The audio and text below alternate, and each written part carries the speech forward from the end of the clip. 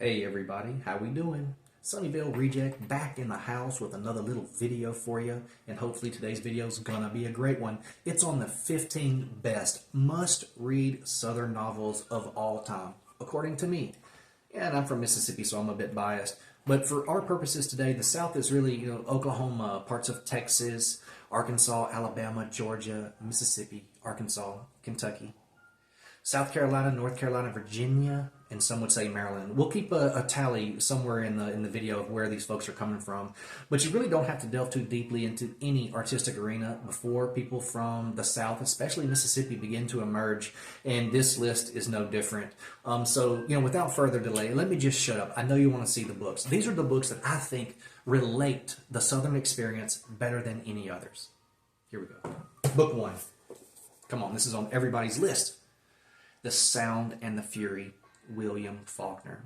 Man, these are nice additions too. This is vintage. They all look really good on the shelf together. I've probably got 8 or 9 now because I went back to Faulkner. Had them all at one time and gave them away. But The Sound and the Fury is on everybody's list. One of the greatest novels of the 20th century, The Sound and the Fury is the tragedy of the Compson family, featuring some of the most memorable characters in American literature. Beautiful, rebellious Caddy, the man-child Benji, haunted, neurotic Quentin, Jason, the brutal cynic, and Dilsey, their black servant. Their dynamic is crazy. You'll love this book. Now, it takes some work. It might not be what you're used to. It takes some work to get through it. But like Dostoevsky what's the other book? The Count of Monte Cristo. Man, it's worth it. Put in the work and reap the benefits and the reward at the end. It's worth it.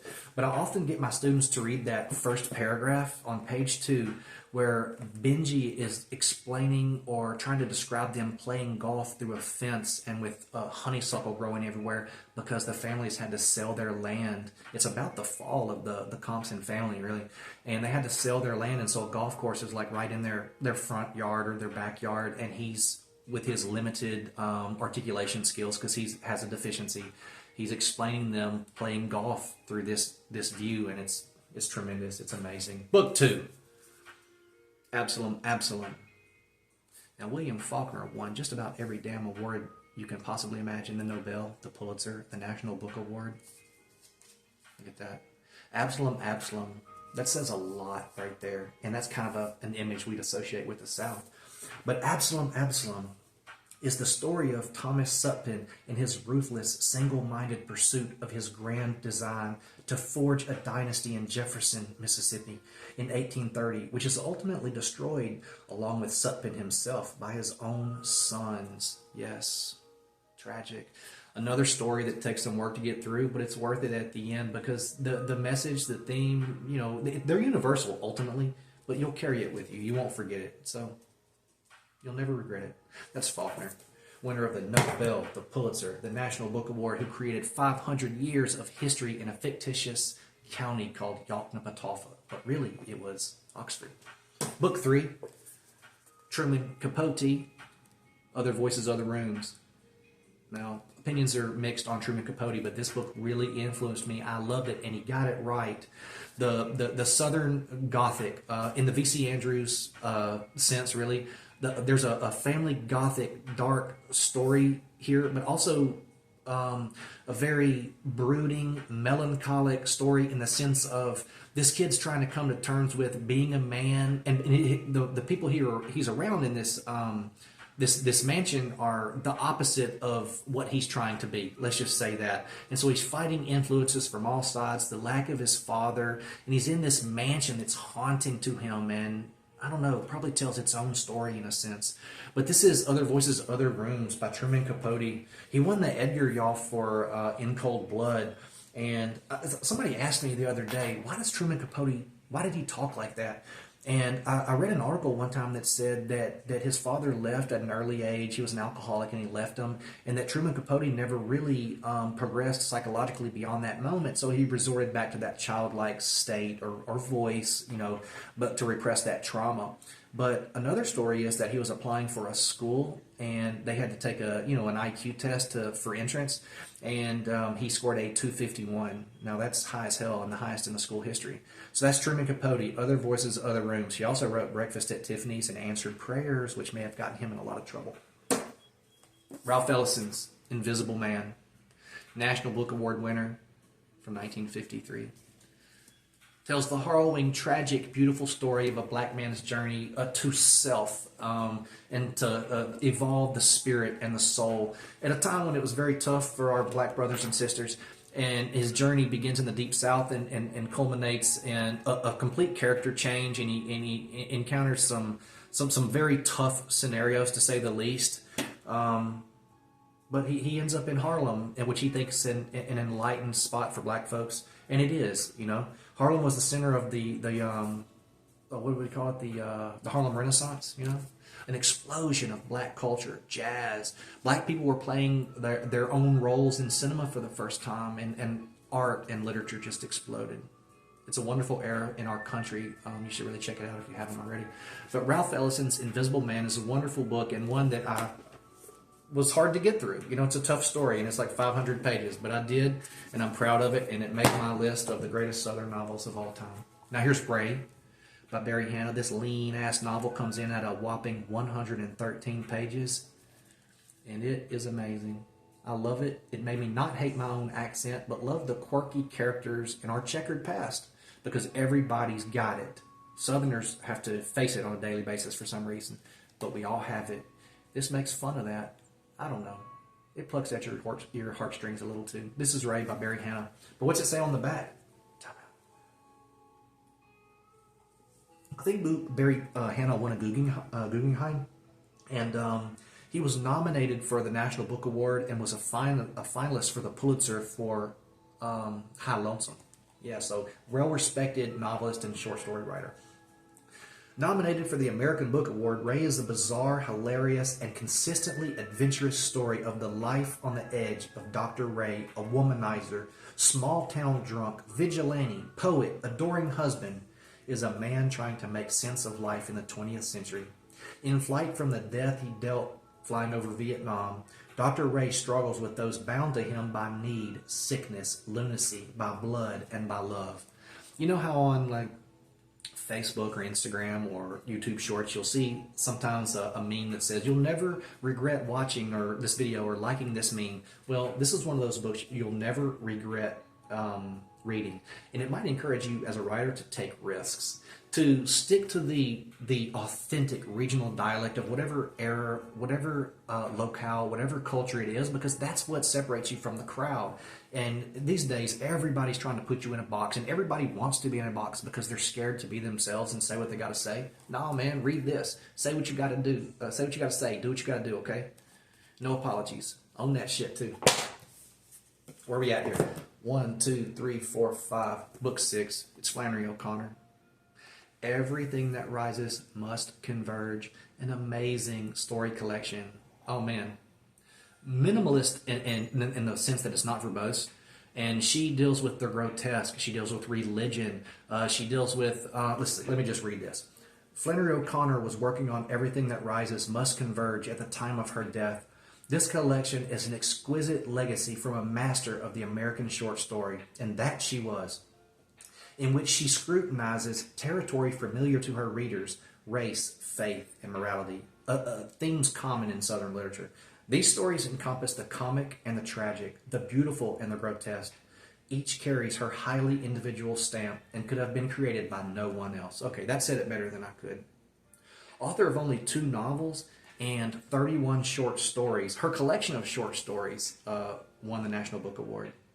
But an amazing writer, and like Faulkner, like Larry Brown and Barry Hannah, I emulated this voice until I realized my own and wasn't ashamed to tell my own story unapologetically and with authority, enough to convince the reader you know what the hell you're talking about, and it has to be that way because they have to know they're not wasting their time by hearing your story. Cormac McCarthy, Outer Dark, from Oklahoma. Yes, let's address this right now. Oklahoma, okay? Flannery O'Connor, Georgia. Barry Hannah, Mississippi. Invisible Man, Ralph Ellison, Oklahoma. Truman Capote's from New Orleans, and Faulkner's from Mississippi, of course. I apologize, I'm just now saying that. Some of you knew already, but that's where we're at. So we got Mississippi, we got Louisiana, we got Georgia, we got Oklahoma represented in the House. It's Cormac McCarthy, Outer Dark. Ooh, this novel was haunting and dark, and it stuck with me. There was something about this book that, I don't know, it just kept calling to me, and I've always had it on my shelf, and I don't necessarily reread it. I've read it a couple of times, but I always go back and read certain passages. Sometime around the turn of the last century, a woman in Appalachia bears her brother's child, a boy. The brother leaves the baby in the woods and tells his sister the child died of natural causes. Discovering her brother's lie, she sets forth alone to find her son. Both brother and sister wander separately through a countryside, being scourged by three terrifying and elusive strangers, headlong toward an eerie, apocalyptic resolution. Yes, there we go. Go to Barnes & Noble, go to some bookstore, flip through any page, read it, and you'll say, damn, that's beautiful, good writing. And he captures it perfectly. He does the regional dialect justice. I believe it takes place in Tennessee. Yeah, I believe so. Wonderful book. Haunting. It'll give you the chills. You'll love it. You'll never forget it. And you might go back to it often like I do. Moving right along. Deliverance, James Dickey, who was a famous poet and a very successful advertising mogul who applied the same tactics to advertising that he did to his poetry. And his poetry won the National Book Award. Buck Dancer's Choice was a great collection. I have it sitting right here. I read it all the time. Buck Dancer's Choice, National Book Award. And so he was famous long before this came out. But this tells a terrifying story of, some city dwellers that go whitewater rafting in Georgia. They have a horrific event which they are not prepared to deal with. And again, they encounter some rascals. And what develops and how this story resolves itself is, oh man, you'll never forget it. It's on the list, justifiably so. And there's some beautiful writing, some great descriptions there, some good imagery. It's Deliverance by James Dickey. You'll love it. This has to be on the list. Interview with a Vampire, Anne Rice. If for no other reason, it's gothic in nature, but the way it describes New Orleans, I mean down to the gables and the wrought iron of the mansions there, this is a beautiful work of art. Even the cover, and she thinks it didn't sell well in the beginning because the cover was so beautiful and the story was supposed to be very scary that folks didn't know how to deal with it. But it's had a great mass appeal. It spawned a series, which are originally standalone books, but came to, tie one another together. And now it's kind of a series that it's just taken for granted that they go together, but they were standalones. It's Interview with a Vampire by Anne Rice, and it made vampires sexy. They were kind of cheesy before that. Okay. We're getting down to the wire. Let's see. I might have to open another beer here. This is probably the 10th time I've done this video, and I'm not bullshitting you. I had a 5-year-old kid knocking on the door. My dog was coughing. Somebody must have fallen down the stairs next door, but I've had to restart. And now I threw the script out the window. I'm drinking beers, having fun with my friends, and just talking about books. So I hope you'll excuse that. Thanks for everything, by the way. Thanks for sticking it out with me. Harry Crews, Scar Lover. Okay, most people know Harry Crews from his autobiography, I guess, and probably Feast of Snakes. And Feast of Snakes is wholly original. That concept, the theme, those rascals that populate that book are crazy. I think I like Scar Lover more for another reason, is that the theme and the premise are not really, unique, but it's a very, very unique take on it. And that's what you have to remember as a writer. Nothing you can say or do is original. Even 6,000 years ago, the Sumerians said, nothing under the sun is new, and it's not. But how you tell the story is. And I think that's why Southern novelists are so popular and win so many awards and stand the test of time, is because the way they tell the story is fascinating and unique. And Scar Lover's no different. You have two people. You have Pete and Miss Lemur, I think. Yeah, Miss Lemur. And she's got scars that are physical. Pete's got scars that are internal because he just lost his family, and they teach each other how to love again and to look at themselves as beautiful. And the novel unfolds, oh man, amazingly. You're going to love it. You're going to fall in love with these characters. I was going to say haunt your dreams, but it won't haunt your dreams. But I dreamed about these characters and alternate endings and things of that nature. But it's Scar Lover by Harry Crews. Who knows what he'll do to you? All right, we've seen Ray. Now it's Barry Hannah's Long Last Happy. His collection of short stories, amazing. Amazing. Look, this got great reviews from, let's just see here. Here's Philip Roth.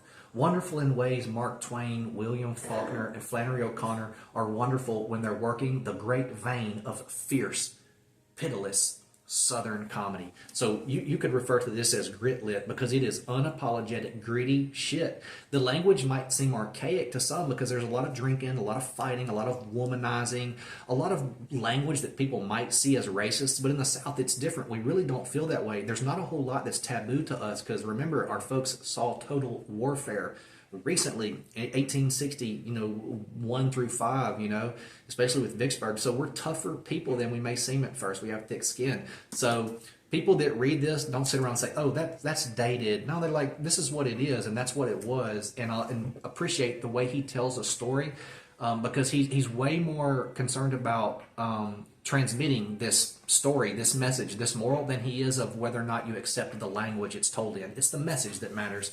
It's a collection of his greatest stories, and you will love it. And it will teach you a lot about being honest as a writer and using language that your culture and your people and your community use. Because you do want to write what you know best, and you don't want to be apologetic for that. You want to be proud. Okay? And as a Southern writer, Barry Hannah taught me pride in what I do and where I come from. Okay, that's that. We're getting to the end. 1, 2, 3. We got 4 books left, so let me shut up and get to it. It's Miss Jane. Brad Watson. This was long listed for the National Book Award. His first book, The Heaven of Mercury, I believe is what it's called, was a finalist for the National Book Award. So you're talking about some great, powerful writing here that reaches people on a level that Eudora Welty might. In fact, The Optimist's Daughter and this were interchangeable to me. I went with this because of the uniqueness of the situation of the protagonist, Miss Jane. She has a defect, let's just say, that is very extraordinary and very rare.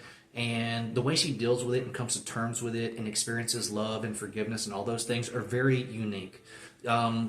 I would suggest this before I read Eudora Welty, because going to Eudora Welty, you're going to experience some archaic language for real. And I mean that just in the sense of how the world works and modern conveniences and things like that. So this is a little bit more modern and updated, although it starts at an earlier time. It's Miss Jane, Brad Watson. You'll love the protagonist. You'll love the story, and you'll walk away with a new moral in your heart.